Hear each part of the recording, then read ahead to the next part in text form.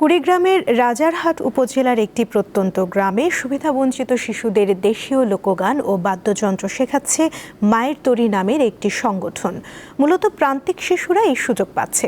লালমনিরহাটেও এ কার্যক্রম চালাচ্ছে সংগঠনটি।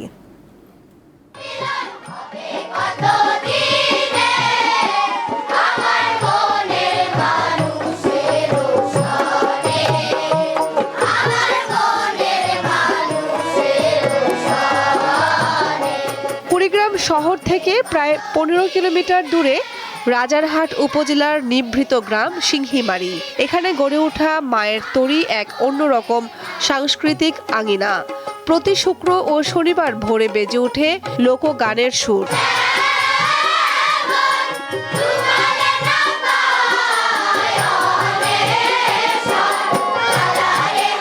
শিশুরা গান শেখার পাশাপাশি মানবতার ভাষা আর সুরের ভেতর দিয়ে জীবনের গভীরতা বোঝার সুযোগ পায়।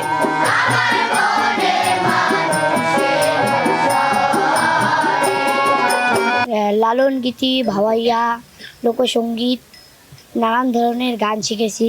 আমি পড়াশোনার পাশাপাশি শিল্পী হতে চাই। এখানে লালন, ভাওয়াইয়া এবং অনেক লোকসঙ্গীত শেখানো হয়।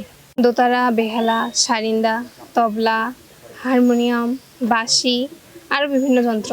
মায়ের তরী সংগঠনের মাধ্যমে কুড়িগ্রামে ও লালমনিরহাটে 6 শতাধিক শিক্ষার্থী লোকগান ও বাদ্যযন্ত্র শিখছে। এর সঙ্গে আমাদের ভবিষ্যৎ পরিকল্পনা, শুধু বাচ্চারা এখন সুযোগ পাচ্ছে, বাচ্চারা শিখছে, এর সঙ্গে প্রবীণদেরকে নিয়ে কিছু করার ভাবনা চলছে। সংগঠনটির যাত্রা শুরু হয় 2016 সালে।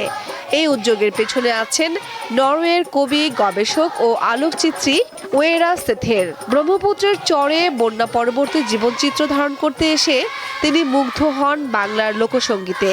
সেই মুগ্ধতা থেকেই সঙ্গীতের মাধ্যমে প্রান্তিক মানুষের জীবনে মানবতার আলো ছড়িয়ে দেওয়ার স্বপ্ন দেখেন তিনি। তাহলে একটা চেষ্টা করতে শুরু করেছিলাম আর এখনো করছি। এই মাটির গান, এই ভাবের গান থাকুক।